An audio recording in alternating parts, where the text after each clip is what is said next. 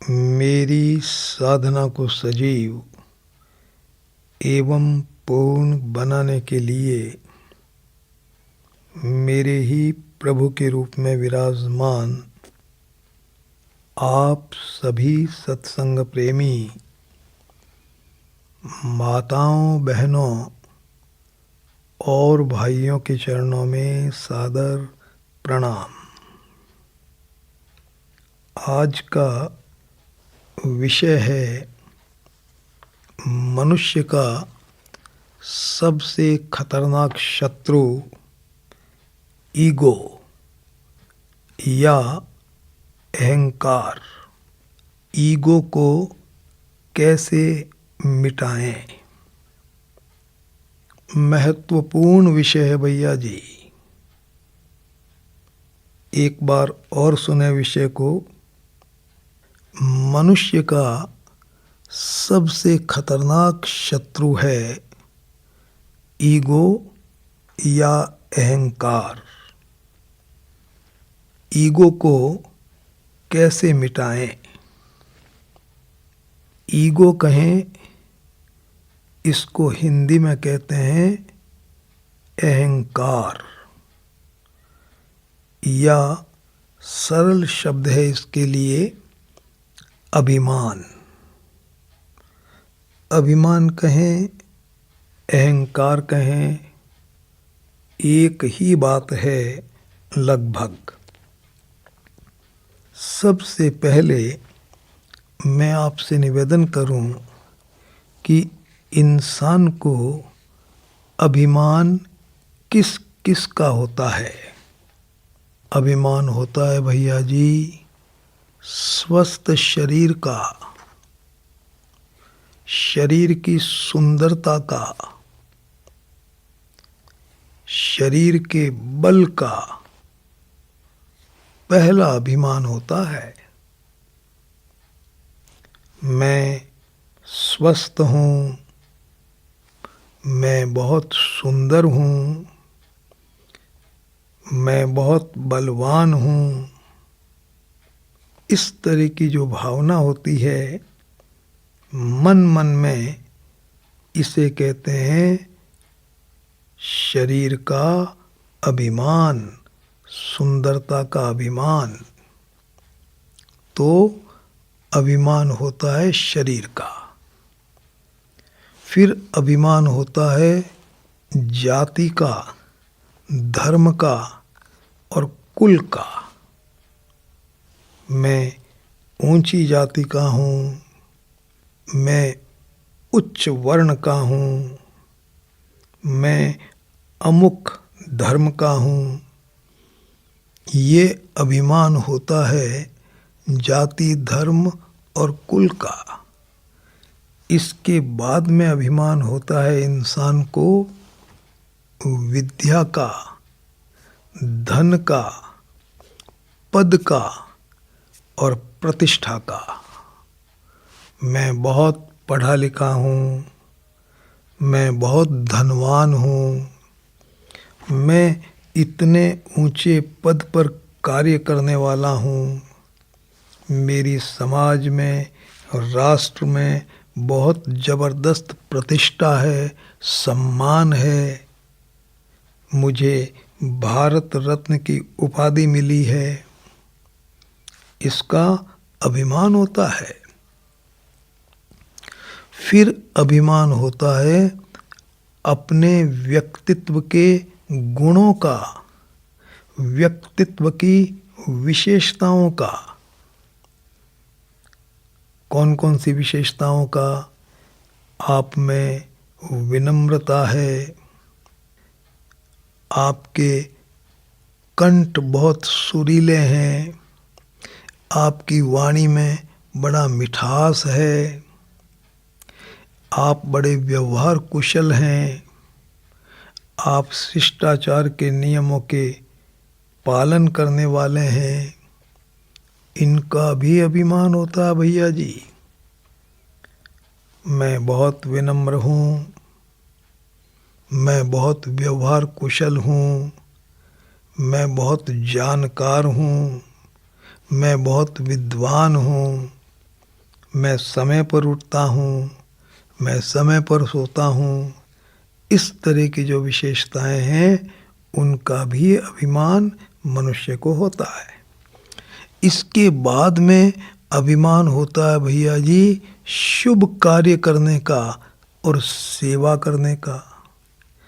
आप दूसरों की भलाई के लिए जो शुभ काम करते हैं, आपने स्कूल खुलवा दी, सड़क बनवा दी, अस्पताल बना दिए, आँखों का कैंप लगा दिया, गरीबों में कंबल बंटवा दिए, अन्न का दान दे दिया, ये जो आप शुभ कार्य करते हैं, इन शुभ कार्यों को करने का भी अभिमान होता है। मैं इतने इतने शुभ कार्य कर रहा हूँ, इसका अभिमान भी होता है। और अभिमान होता है याद रखना सेवा करने का। आप सेवा करते हैं किसी की, अच्छी बात है, लेकिन सेवा का अभिमान बहुत बुरी बात है।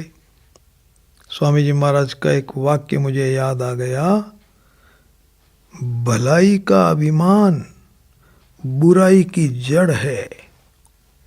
आप भलाई करते हैं, ये तो बहुत अच्छी बात है, लेकिन भलाई का अभिमान आपके व्यक्तित्व में आ गया तो भैया जी जीवन में सब प्रकार की बुराइयां पैदा हो जाएगी। भलाई का अभिमान बुराई की जड़ है। अभिमान होता है प्रेम देने का भी, तो शुभ कार्य का अभिमान हो जाता है, सेवा करने का अभिमान हो जाता है, प्रेम देने का अभिमान हो जाता है, और अभिमान हो जाता है याद रखना त्याग करने का भी। भाइयों का बंटवारा हुआ, आपने अपना हिस्सा नहीं लिया, भाइयों को दे दिया, मैंने त्याग कर दिया अपने हिस्से का, अभिमान हो गया भैया जी आपका। आपको अभिमान हो गया, मैंने त्याग कर दिया, मैं त्यागी हो गया, अभिमान कर लिया आपने त्याग का। याद रखना अभिमान होता है इंसान को भक्ति का, पूजा का, साधना का, सत्संग का, कथा श्रवण का, प्रवचन का, इनका भी अभिमान हो जाता है।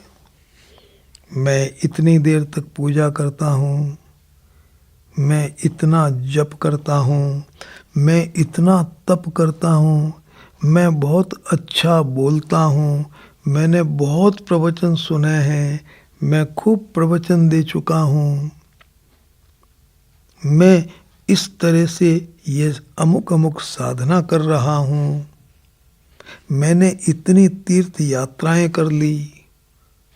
तो भैया जी भक्ति का, पूजा का, सत्संग का, प्रवचन का, कथाएं सुनने का, कहने का, इनका भी इंसान को अभिमान हो जाता है। तो ये शरीर से चलता है अभिमान, भौतिक चीज़ों का हो जाता है अभिमान, और भैया जी शुभ कार्यों का हो जाता है अभिमान, और भजन कीर्तन का हो जाता है अभिमान। बचता नहीं है इंसान।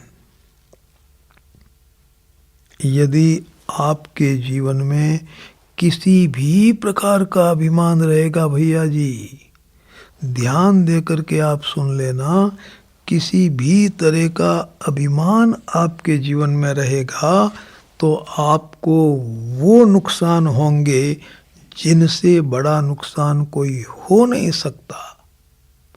जबरदस्त नुकसान होगा आपको यदि आप अपने व्यक्तित्व में अहंकार रखेंगे, अभिमान रखेंगे, ईगो रखेंगे, जबरदस्त नुकसान होंगे आपको।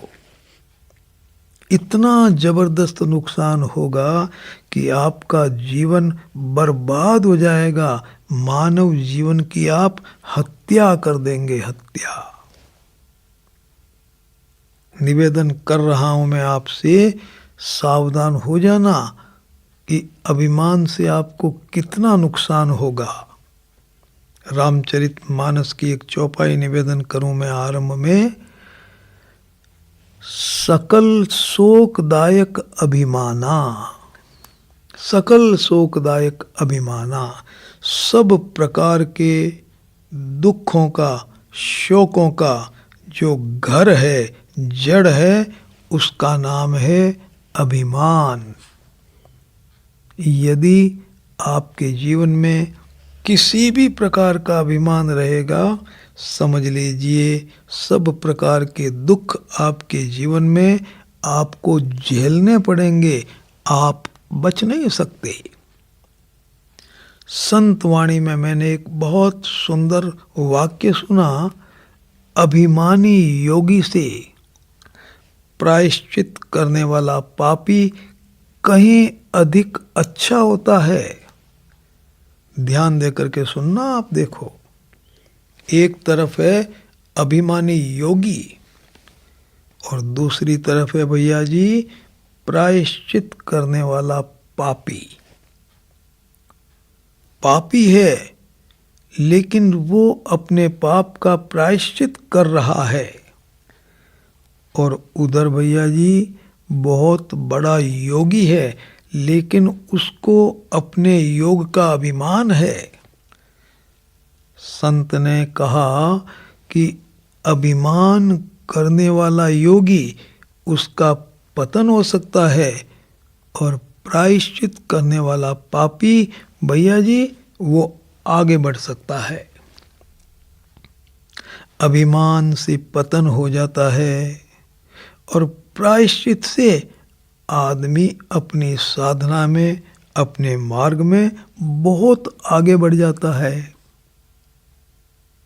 निवेदन में यह कर रहा हूं कि अभिमान आपका पतन कर देगा। एक जगह मैंने ये भी पढ़ा कि परिवार और समाज अभिमानी इंसान का मुंह देखना पसंद नहीं करते। जिनको आपसे कुछ मिलता है, जिनका स्वार्थ आपके माध्यम से कुछ पूरा होता है, वो भैया जी आपकी प्रशंसा करेंगे। आप अभिमान रखेंगे ना तो भी वो आपकी प्रशंसा करेंगे, आपके सामने करेंगे, लेकिन भीतर भीतर आपसे घृणा करेंगे, नफरत करेंगे, आपका मुंह देखना पसंद नहीं करेंगे। अभिमानी आदमी बड़ा खारा लगता है। नजदीक से नजदीक रिश्तों में भी अभिमानी व्यक्ति खराब लगता है। पति बहुत अभिमानी है, पत्नी को भीतर भीतर वो खराब लगेगा। बाहर से पत्नी उसका आदर सम्मान करती रहेगी लेकिन भीतर से खराब लगेगा। बच्चों को अभिमानी पिता बहुत खराब लगेंगे, माँ बहुत खराब लगेगी, भाई बहन बहुत खराब लगेंगे, संबंधी बहुत खराब लगेंगे। अभिमानी किसी को भी अच्छा नहीं लगता है भैया जी, इसलिए समाज उसका मुंह नहीं देखना चाहता। याद रखना, अभिमान किसी भी तरह का आपके व्यक्तित्व में रह गया ना तो आपको दुख जबरदस्त होगा, चिंता आपकी कभी मिटेगी नहीं, कभी नहीं, कभी नहीं, कभी नहीं। देखो, अभिमान की जड़ क्या है, आपका अभिमान किस पर टिका हुआ है? इसका उत्तर है शरीर। जितनी भी विशेषताएं आप में है भैया जी वो शरीर को लेकर के है। आप विद्वान हैं, बलवान हैं, गुणवान हैं, कुलवान हैं, आपकी बड़ी भारी प्रतिष्ठा है, तो ये सारी विशेषताएं तो इस शरीर को लेकर के है। और भैया जी शरीर कभी एक जैसा नहीं रहता है। शरीर का नियम है जन्मना, बढ़ना, बदलना, बिगड़ना और मरना। ये शरीर का नियम है और यही संसार का नियम है। जो जन्मता है, बढ़ता है, बदलता है, बिगड़ता है और अंत में मरता है ना, उसको कहते हैं संसार। ये शरीर संसार का एक बहुत छोटा सा नमूना है आपके पास में। याद रखना, सारा अभिमान इस शरीर पर टिका हुआ है और ये शरीर कभी भी बीमार हो सकता है। ये शरीर बुढ़ा होगा, असमर्थ होगा, इसकी मौत होगी, ये आपके पास हमेशा नहीं रहेगा। याद रखना, यदि आप में किसी भी प्रकार का अभिमान रहा और शरीर बीमार हो गया, भीषण दुख होगा आपको। लकवा हो गया, भयंकर दुख होगा, जबरदस्त चिंता हो जाएगी। शरीर असमर्थ हो गया, उस समय भी भैया जी आपको बहुत भयंकर दुख होगा। और शरीर की मृत्यु में तो जितना दुख होगा उसकी आप कल्पना नहीं कर सकते। सारा अहंकार आपका समाप्त होगा उस दिन, जिस दिन ये शरीर भगवान के घर चला जाएगा। परमात्मा अपने दिए हुए शरीर को आपसे वापस ले लेंगे। तो अहंकार रखने का मतलब है भयंकर से भयंकर दुख को निमंत्रण देना। याद रखना, जिसमें अभिमान होता है उसकी भैया जी इच्छाएं बहुत होती है। मैं धनवान हूँ, दूसरों को ऐसा ऐसा व्यवहार मेरे साथ करना चाहिए। मैं विद्वान हूँ, मेरा बड़ा आदर सम्मान होना चाहिए। मैं सेवा करने वाला हूँ, मेरी प्रतिष्ठा होनी चाहिए। तो जिसमें अभिमान होगा उसकी कामनाएं बहुत होंगी, इच्छाएं बहुत होगी। और जो इंसान अपने जीवन में कामनाएं रखता है भैया जी, वो हो जाता है पराधीन। और पराधीन सपने सुख नाही। कामना रखने वाले को तो कभी शांति मिलती ही नहीं।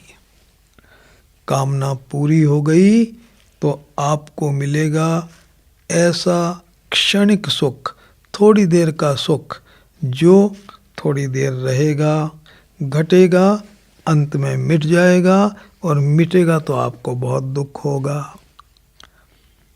कामना पूरी होने पर भी दुख, और कामना पूरी नहीं हुई तो आपको होगा दुख, आपको आएगा क्रोध। और जो इंसान कामना पूर्ति में बाधक बनेगा उससे हो जाएगा आपका कलह, उससे हो जाएगी आपकी लड़ाई, उससे हो जाएगा आपका द्वेष। भयंकर हो जाएगी मानसिक अशांति, मानसिक तनाव के शिकार बन जाएंगे आप। अभिमानी व्यक्ति की इच्छाएं बहुत होती है। और याद रखना, अभिमानी व्यक्ति दूसरों का कर देता है अपमान। और किन दूसरों का कर देता है भैया जी? अभिमानी इंसान अपमान करता है अपनी ही पत्नी का, अपने ही पति का, अपने ही बच्चों का, अपने ही बहुओं का, अपने भाई बहनों का, अपने माता पिता का, अपने परिवार में रहने वाले लोगों का, अपने साथ काम करने वालों का, अपने संपर्क में आने वालों का। जो व्यक्ति दूसरों का अपमान करता है, दूसरों को दुख देता है, भैया जी भगवान के घर का ये नियम है कि यदि आप दूसरों को दुख देंगे या उनका अपमान करेंगे तो आपका दिया हुआ दुख और किया गया अपमान कई गुना होकर के वापस आपके पास लौटेगा लौटेगा लौटेगा, आप बच नहीं सकते।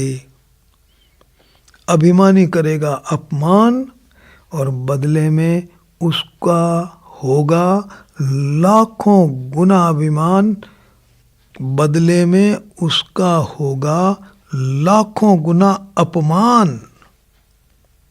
दुखी हो जाएगा भैया जी, याद रखना, दुखी हो जाएगा। आगे चलो, भगवान अभिमान को तोड़ने के लिए कभी कभी रोग भेज देते हैं। शारीरिक रोग पैदा हो जाता है भैया जी। भगवान अभिमान को सहन नहीं कर सकते, देख नहीं सकते। देह का अभिमान मिटाने के लिए भगवान रोग भेज देते हैं, और यदि आप सावधान नहीं रहे तो रोग आने पर न मालूम आपको कितनी बड़ी चिंता हो जाएगी। शरीर में तो आप बुरी तरह से फंस ही जाएंगे। और याद रखना, जिन जिन गुणों का, जिन जिन विशेषताओं का आपको अभिमान है, वो विशेषताएं, वो गुण हमेशा आप में नहीं रहेंगे भैया जी। पद हमेशा नहीं रहेगा, धन हमेशा नहीं रहेगा, सम्मान हमेशा नहीं रहेगा, प्रतिष्ठा हमेशा नहीं रहेगी, विद्या हमेशा वैसी की वैसी नहीं रहेगी, शरीर वैसा नहीं रहेगा। तो जिनका अभिमान आपको है वो हमेशा रहने वाली चीज़ें नहीं हैं, और जब वो चीज़ें जाएंगी ना, आप कितने दुखी हो जाएंगे, कितना आपको दुख होगा, इसका आप अंदाज नहीं लगा सकते। बड़ा भारी नुकसान आपको ये होगा अभिमान का कि आप शरीर में फंस जाएंगे। आपको कभी अपने जीवन में ये अनुभव ही नहीं होगा कि मैं शरीर नहीं हूँ, मैं परमात्मा का अंश हूँ, मैं अमर आत्मा हूँ, मैं बहुत आनंद में हूँ, मैं चेतन हूँ, ईश्वर का अंश हूँ, सहज सुख का भंडार हूँ। ऐसा कभी आप सोच नहीं पाएंगे।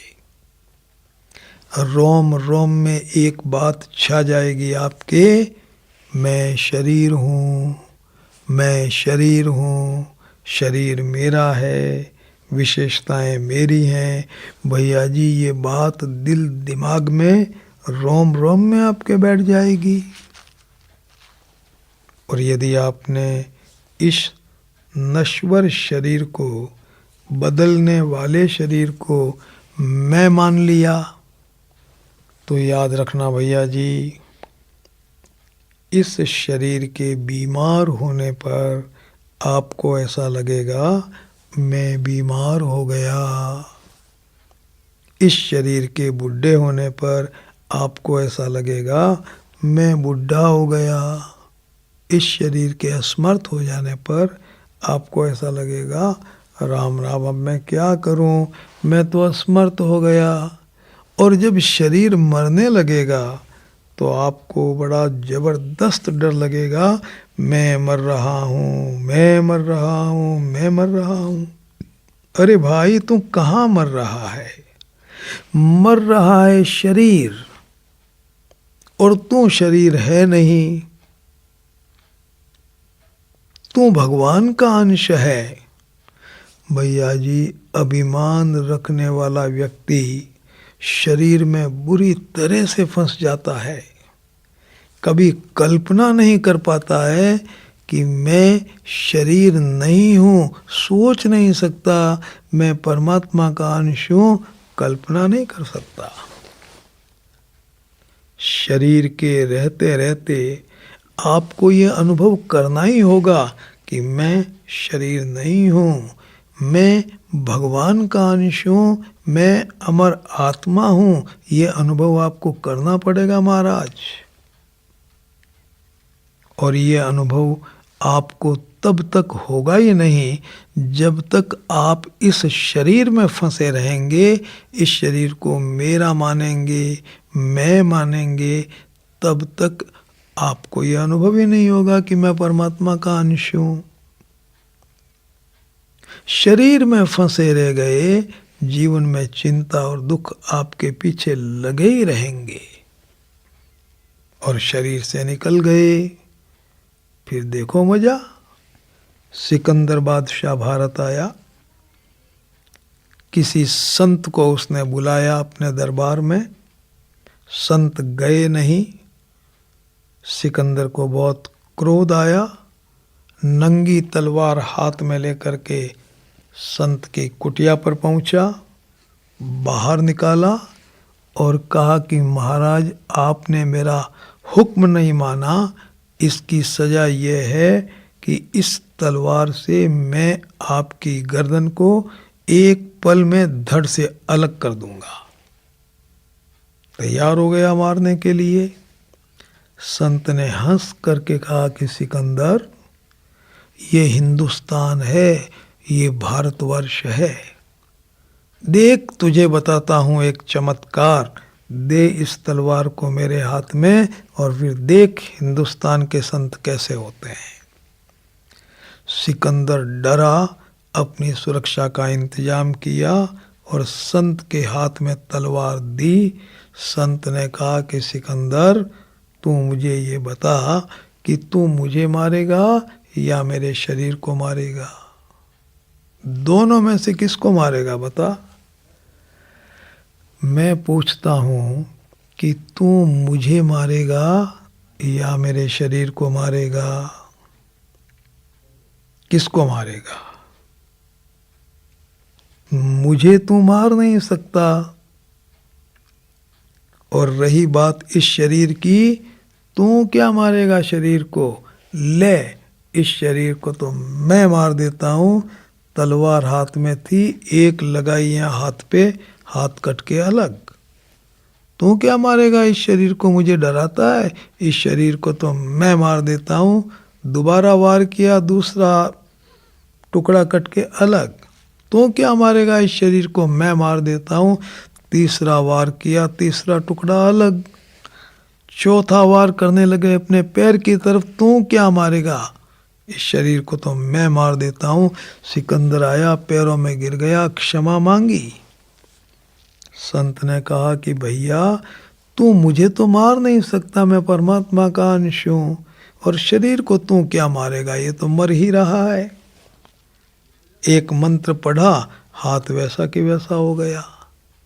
मैं निवेदन आपसे ये कर रहा हूं कि भैया जी, जीवन में ये अनुभव करना है आपको, मैं शरीर नहीं हूं, मैं परमात्मा का अंश हूं। यदि आप इस ईगो में फंस गए, शरीर के अहंकार में फंस गए, आपको कभी ये अनुभव नहीं होगा कि शरीर मैं नहीं हूं, मैं शरीर हूं ही नहीं और मैं तो परमात्मा का अंश हूं। ये अनुभव ही आपको नहीं होगा। मैं पूछता हूं कि आपका काम कैसे चलेगा? मेरी समझ में नहीं आया। स्वरूप का ज्ञान कभी नहीं होगा और अहंकार आप में रहेगा तो भैया जी, जीवन में सबके सब दोष रहेंगे। दोष क्या रहेंगे? कामना रहेगी, कामना पूर्ति में जो मदद करेगा उसमें आपका राग हो जाएगा, बाधक बनेगा उससे आपको द्वेष हो जाएगा, राग और द्वेष से आपको अशांति हो जाएगी, तनाव हो जाएगा, लड़ाई झगड़ा हो जाएगा, घर में कलह हो जाएगा, परिवार आपका नरक बन जाएगा, नरक। इस ईगो ने आपका सत्यानाश कर दिया भैया जी। यदि आपके अभिमान पर चोट लग गई, भीषण दुख होगा। जितना बड़ा अभिमान होता है आदमी का, उस बेचारे को उतना ही डर लगता रहता है कि कहीं मेरे अभिमान पर चोट नहीं लग जाए। कदाचित यदि अभिमान पर चोट लग जाती है बहुत भारी दुख होता है। मैं एक ऐसे उच्च कोटि के साधक को जानता हूँ भैया जी, जिनका एक छत्र राज्य था एक आश्रम पर। आश्रम के सब लोग उनका कहना मानते थे, वो जैसा कहते हैं ना वैसा ही हो जाता। उनका अभिमान बढ़ गया कि मैं इस आश्रम में सबसे बड़ा। एक व्यक्ति आश्रम में ऐसे आए जिन्होंने उनका कहना नहीं माना। अहंकार पर चोट लगी, भयंकर दुख हुआ, जबरदस्त क्रोध आया, आपस में लड़ाई हो गई। जीवन भर उन्होंने बातचीत नहीं की, मर गए वो साधक क्रोध में और द्वेष में। जितना बड़ा अहंकार, चोट लगने पर उतना ही भीषण दुख होता है इंसान को। दुख का कारण है अभिमान पर चोट लगना, चोट लगना, चोट लगना। आप कभी शांत रह ही नहीं सकते, प्रसन्न रह ही नहीं सकते। हर समय आप भयभीत रहेंगे कि मेरे अहंकार पर किसी प्रकार की कोई चोट लगने जाए, लगने जाए, लगने जाए। अरे लगेगी भैया जी, परिवार वालों की तरफ से लगेगी, प्रकृति की तरफ से लगेगी, भगवान की तरफ से लगेगी। भगवान तो आपका अभिमान किसी भी रूप में रखना ही नहीं चाहते हैं। श्री रामचरितमानस के बाल कांड का प्रसंग है। नारद जी ने तपस्या की और भैया जी कामदेव ने तपस्या भंग करने की कोशिश की, नहीं कर पाया वो नारद जी की तपस्या को भंग। नारद जी ने उसको क्षमा कर दिया और नारद जी को अभिमान आ गया इस बात का कि मैंने कामदेव को जीत लिया। आ गए उस स्थान से, शंकर भगवान से मिले और कहा कि मैंने कामदेव को जीत लिया। शंकर भगवान ने कहा कि भैया मेरे सामने तो ये बोल दिया अच्छी बात, प्रभु के सामने कभी बोल मत देना। नारद जी ने देखा कि शंकर भगवान को मेरे से ईर्ष्या हो गई, सीधे भगवान के पास में गए और भगवान को जाकर के अपनी बात कही। भगवान ने कहा कि भाई बहुत दिनों से आए नारद, तो जवाब पूरा जवाब दे दिया, सारी बात कह दी। इस तरह से मैंने तपस्या की, कामदेव आया, मेरी तपस्या को भंग कर नहीं पाया, मैंने उसको माफ कर दिया। अरे भाई जितना पूछे उतना ही जवाब देना चाहिए। नारद जी ने अपना पूरा इतिहास सुना दिया। अभिमान था, भगवान ने देखा कि भाई इसको तो अभिमान आ गया। भगवान ने पहचान लिया अंदर से कि इसको अभिमान आ गया। नारद जी को कहा कि बाबा आपने कामदेव को जीत लिया, बहुत जबरदस्त काम किया। तो देखो नारद जी ने ऊपर से तो ये कहा कि मैंने नहीं जीता प्रभु, ये आपकी कृपा से हुआ है, लेकिन भीतर में ये भाव था कि इनकी कृपा क्या काम आई, था तो वहाँ मैंने जीता कामदेव को। बड़ी सुंदर चौपाई है रामचरितमानस में, नारद कहूं सहित अभिमाना। अभिमान के साथ में नारद जी ने कहा, और कहा क्या, वाणी से क्या बोले, कृपा तुम्हारी सकल भगवाना। हे प्रभु ये तो आपकी कृपा है। तो नारद जी की तो ये लीला है, उनके माध्यम से हमको ये समझाया जा रहा है कि नारद जैसे ऋषि को भी अभिमान घेर सकता है, तो तुम सावधान रहना और धोखा मत कर देना अपने साथ में। ऊपर से कहते रहो प्रभु कृपा, प्रभु कृपा, और भीतर से सोचते रहो मैंने किया, मैंने किया, मैंने किया, मैंने किया। भगवान ने नारद जी के अभिमान को पहचान लिया और उसके बाद की कथा आपको मालूम ही है कि किस तरह से नारद जी को भगवान ने बंदर का मुख दिया, वो शील निधि राजा हुआ, कन्या हुई। नारद जी ने उससे विवाह करना चाहा, भगवान का रूप मांगा, भगवान ने बंदर का रूप दे दिया। फिर नारद जी को पता लगा, नारद जी ने श्राप दिया। सारी कथा आपको मालूम है। तो मैं निवेदन ये कर रहा हूँ भैया जी कि भक्ति का और साधना का भी अभिमान यदि आपके जीवन में हो गया आपको, तो उसका परिणाम दुखद ही होगा। भगवान आपके अभिमान को कभी रहने नहीं देंगे। बहुत बड़ा नुकसान है अभिमान का। अब मैं आपसे निवेदन कर रहा हूँ कि अब अभिमान को कैसे मिटाएं। तो भैया जी भगवान ने आपको 2 शक्तियाँ दी है इस ईगो से मुक्त होने के लिए, अभिमान और अहंकार से मुक्त होने के लिए। एक बात मैं कहना बीच में भूल गया, अभिमानी व्यक्ति सबसे पहले अपमान करता है अपने निकट परिवारजनों का। मैं पति हूँ, मैं मुखिया हूँ, मैं कमाने वाला हूँ, मैं गुणवान हूँ, मैं सबको भोजन करवाने वाला हूँ।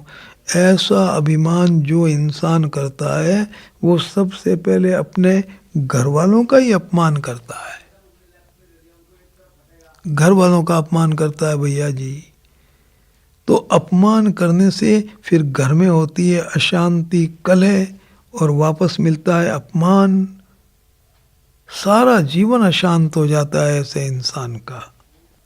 ईगो को रखना नहीं है, अहंकार का एक कण भी व्यक्तित्व में नहीं रहना चाहिए। अब मैं आपसे निवेदन कर रहा हूँ कि अहंकार को मिटाने के लिए भगवान ने आपको 2 शक्तियाँ दी है। एक का नाम है विवेक और दूसरी शक्ति का नाम है विश्वास। देखो इन दोनों शक्तियों का सहारा लेकर के आप अपने अभिमान को, अहंकार को अभी एक पल में जड़ से मिटा सकते हैं। आप कहेंगे कि कैसे मिटाना है? देखो सारा अभिमान है शरीर को लेकर के, शरीर की विशेषताओं को लेकर के सारा अभिमान है भैया जी। विचार कीजिए, क्या ये शरीर आपका है? क्या इस शरीर को आपने बनाया है? क्या शरीर आपकी इच्छा से जन्मा है इस परिवार में? क्या इस शरीर को आप जब तक चाहें तब तक रख सकते हैं? क्या इस शरीर को जैसा रखना चाहें वैसा रख सकते हैं?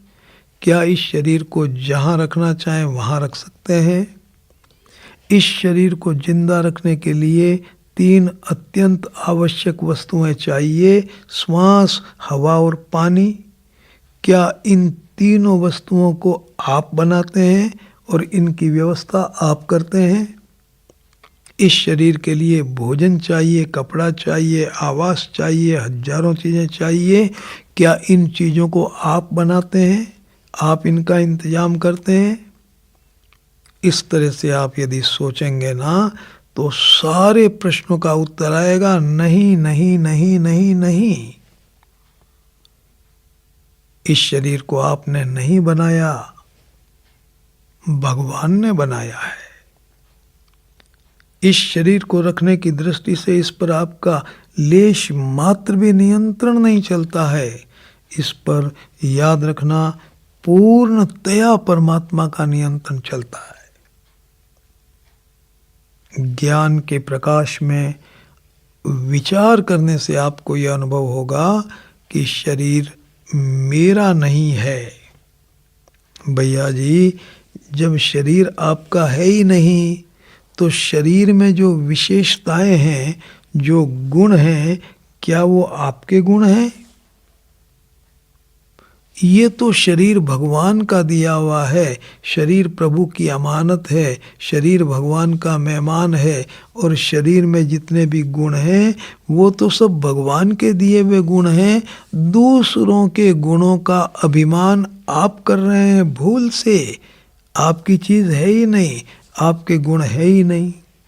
यदि आप इस बात का अनुभव कर लें कि इस शरीर में जो विशेषताएं हैं वो मेरी नहीं है, शरीर ही मेरा नहीं है।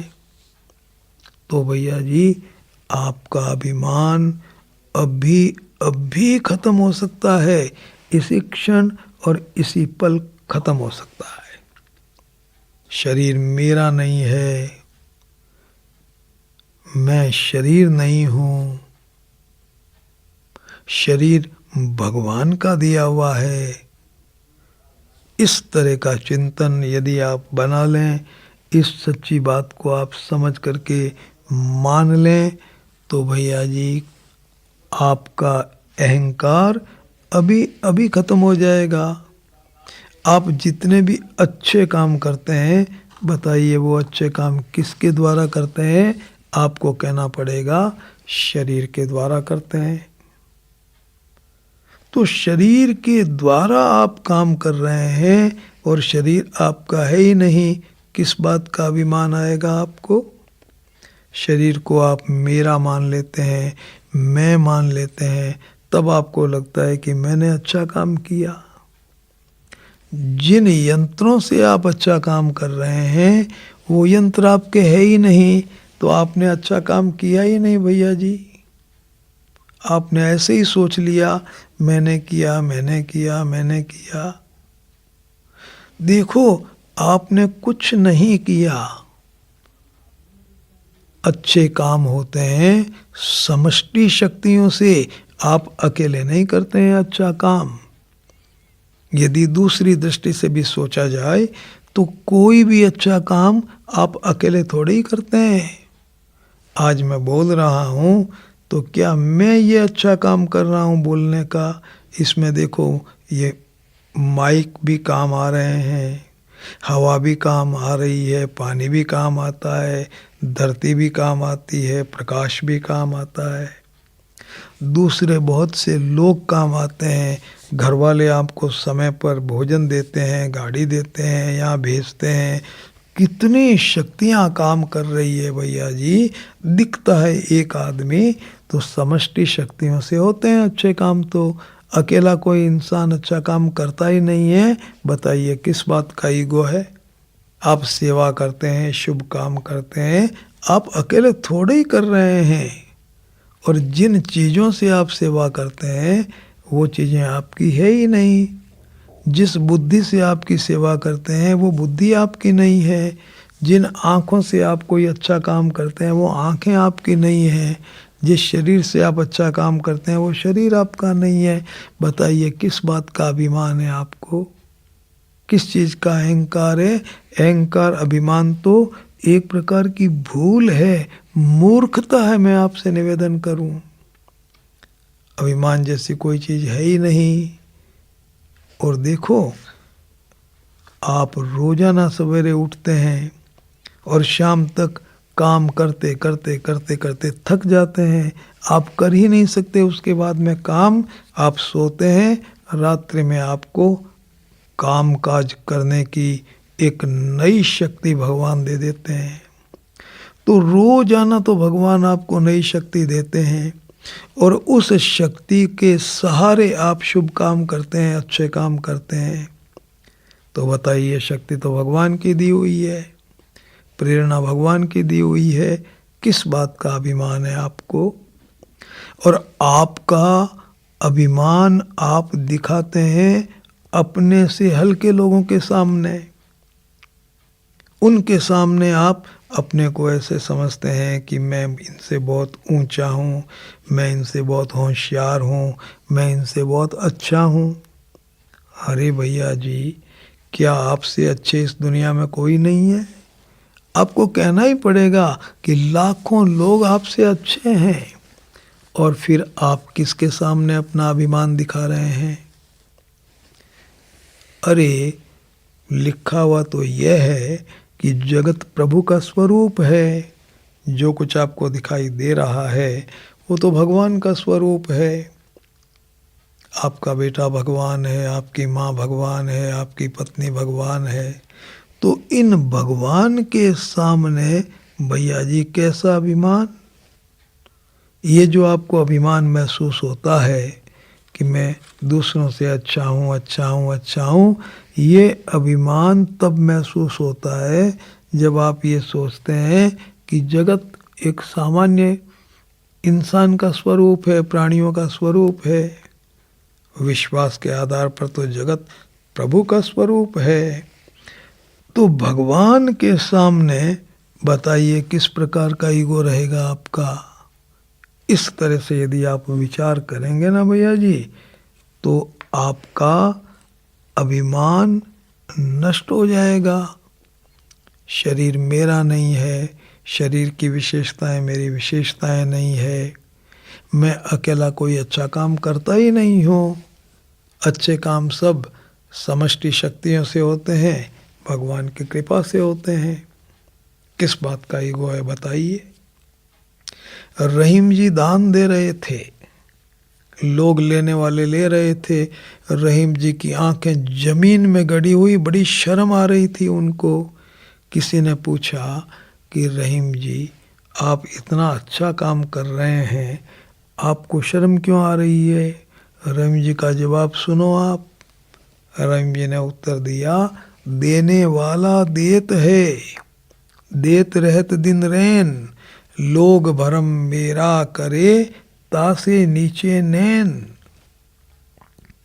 देने वाले परमात्मा हैं, दिन रात दे रहे हैं और लोग मेरा नाम लगा रहे हैं, रहीम दे रहा है, रहीम दे रहा है।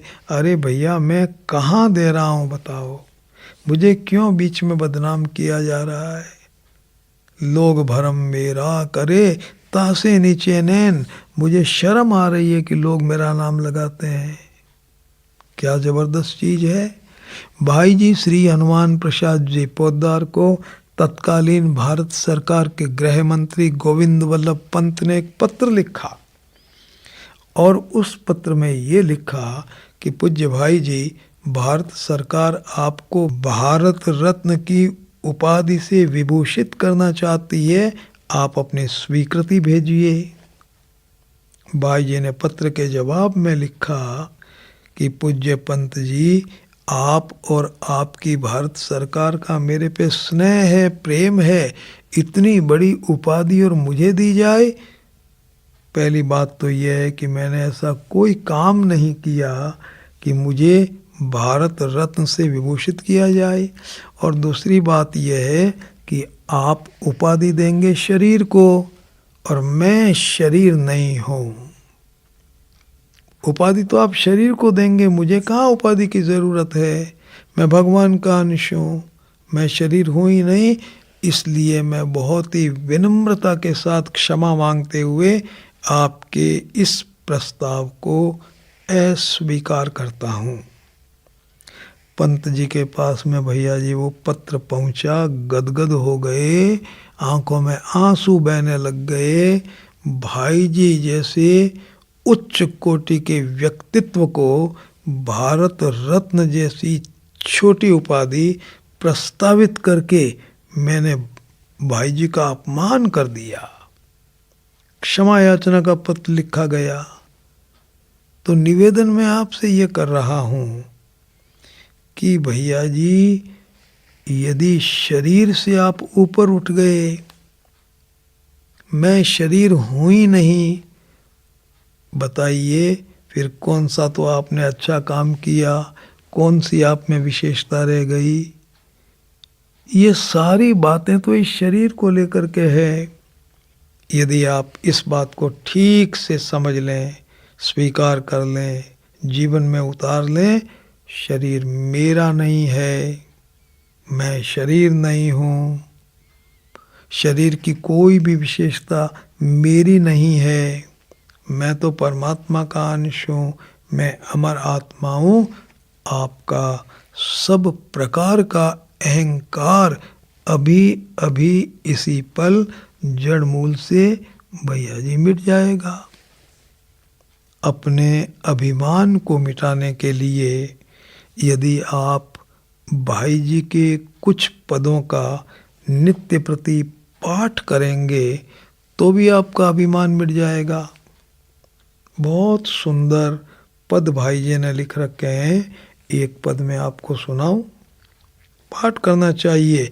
ये पद उनकी एक पुस्तक है, पद रत्नाकर, बहुत बड़ी पुस्तक है, कोई 1500-1600 पद होंगे उसमें।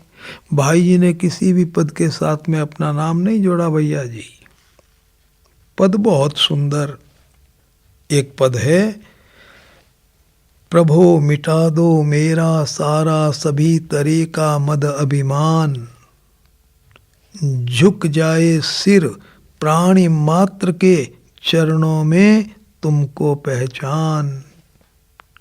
आ चांडाल सृगाल स्वान भी हो मेरे आदर के पात्र, सब में सदा देख पाऊं मैं मृदु मुस्काते तुमको मात्र।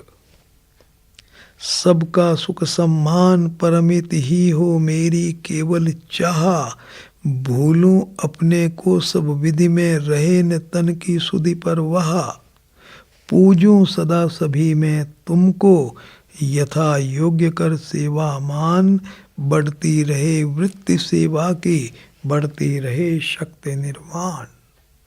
पर का दुख बने मेरा दुख, सुख पर हो पर का अधिकार, बन जाए निज हित पर हित ही सुख की हो अनुभूति अपार। आर्त प्राणियों को दे पाऊं सदा सांत्वना सुख का दान, उनके दुख नाश में कर पाऊं मैं समुद्र आत्म बलिदान। देखा आपने, प्रभु मिटा दो मेरा सारा सभी तरह का मद अभिमान। भैया जी भगवान से प्रार्थना करो, यदि शरीर का अभिमान रह गया, गुणों का अभिमान रह गया, तो इनको छोड़ने में आपको भयंकर दुख होगा। मैं तो आपसे निवेदन करूं कि सुंदर सुंदर जो विचार आते हैं ना आपके, भैया जी वो विचार भी आपके दिए हुए नहीं हैं। नित नए विचार भगवान भेजते हैं, वो विचार आपके नहीं हैं। आपको ये अभिमान नहीं आना चाहिए कि मेरे बहुत सुंदर सुंदर विचार आते हैं। भाई जी का एक पद बहुत सुंदर है, वो ये है, बिना याचना के ही देते रहते नित्य शक्ति तुम नाथ। आप देते हैं नई शक्ति रोजाना, बिना याचना के ही देते रहते नित्य शक्ति तुम नाथ, करते सदा संभाल छिपे तुम अविरल रहते मेरे साथ। आप मेरे साथ रहते हैं हरदम छिपे हुए, देते तुम निर्भयता नित्य निरामयता निज आश्रय दान, देते शुभ विचार शुभ चिंतन शुभ जीवन शुभ कर्म महान। ये सब भगवान देते हैं भैया जी, देते शुभ विचार शुभ चिंतन शुभ जीवन शुभ कर्म महान, देते प्रेम प्रेम सागर तुम, देते स्वार्थहीन अनुराग, देते सुख शाश्वत आत्यांतिक मिटा सभी दुखों के दाग। एक चाहते इन सब के बदले में तुम अविचल विश्वास, पर मैं हीन उसी से तब भी होता नहीं कदापि निराश। तुम्हें मुझे विश्वास दान दो, तुम्हें करो मेरा उद्धार, ख्यात पतित पावन पामर प्रेमी, तुम हे प्रभु परम उदार। देखो मजा, विचार भगवान देते हैं, कर्म की शक्ति भगवान देते हैं, प्रेरणा भगवान देते हैं, सब कुछ तो आपको भगवान ने दिया है भैया जी। अरे परमात्मा की चीजों का अभिमान आप कैसे करने लग गए? और बहुत ऊंची अवस्था में यदि आप जाएं तो भैया जी अभिमान तो होता है अपने से छोटों के सामने। और सत्य क्या है? आपके सामने जो भी हैं वो तो साक्षात भगवान है। हरि व्यापक सर्वत्र समाना, प्रेम ते प्रगट होई में जाना। भाई जी का एक पद है, बाहर भीतर तुम ही मेरे। भगवान को कहते हैं बाहर भीतर तुम ही मेरे, ऊपर नीचे तुम सब और, कण कण में तुम भरे हुए हो, नित्य निरंतर सभी ठोर। श्वासों के तुम श्वास, हृदय हृदयों के, चित्तों के तुम चित्त, बुद्धि बुद्धियों के, प्राणों के प्राण, सर्ववित्तों के वित्त, जीवन के जीवन हो तुम ही, सत्ताओं की सत्ता एक, सर्वरूप से छाए सब में, एक बने तुम नित्य अनेक। सभी दिशाओं के देशों के, सभी काल गुण के आधार, प्राणी मात्र जड़ चेतन अगजग, सभी तुम्हारे ही आकार। जब तक तुम्हें देखना इच्छित इस निजांश का पृथक विकास, तब तक देखो देखो अपने में ही अपना विमल विलास। सर्वत्र परमात्मा व्याप्त है भैया जी, आपको किस बात का अभिमान है? निवेदन मैं ये करूं कि आपको भगवान ने जो विशेषताएं दी है ना, वो आपकी है ही नहीं, शरीर आपका है ही नहीं, विशेषताएं भगवान की दी हुई है, विचार भगवान के भेजे हुए हैं, अच्छी चीज़ें सब परमात्मा की दी हुई है भैया जी। उनकी दी हुई चीज़ों का अभिमान मत करो, बल्कि उनकी दी हुई विशेषताओं से, उनके जो ये विभिन्न स्वरूप हैं, माता पिता भाई बहन पति पत्नी संतान समाज संसार प्राणी मात्र, उन विशेषताओं के द्वारा परमात्मा के इन सभी रूपों को प्रेम दो प्रेम दो प्रेम दो, प्रसन्नता दो। गुण मिले हैं प्रेम देने के लिए, विशेषताएं मिली है प्रसन्नता देने के लिए, भगवान को प्रेम देने की साधना करने के लिए। आप अपनी विशेषताओं के द्वारा भैया जी सेवा करो, भगवान के रूपों को प्रेम दो, देखो आपको जगत के कण कण में परमात्मा के दर्शन हो जाएंगे। हरि व्यापक सर्वत्र समाना, प्रेम ते प्रकट होई मैं जाना। यदि आपको अभिमान ही करना है तो अभिमान इस बात का करो, मैं परमात्मा का अंश हूँ, मैं अमर आत्मा हूँ, मैं आनंद स्वरूप हूँ, मैं चेतन हूँ, मुझ में किसी भी प्रकार का कोई विकार नहीं है, ये आपका अभिमान होना चाहिए। मैं भगवान को प्रेम देने वाला हूँ, मैं भगवान के जगत की सेवा करने वाला एक सेवक हूँ, ये अभिमान यदि आप अपने जीवन में रखें भैया जी, आपके जीवन में केवल आनंद ही आनंद रहेगा। इस तरह का चिंतन करके विचार करके आप अपने व्यक्तित्व के इस अभिमान को मिटा लीजिए, आपका जीवन बड़ा शांत बन जाएगा, सुख में बन जाएगा, आनंद से भर जाएगा और जीवन में आपको सफलता मिलेगी। सादर प्रणाम।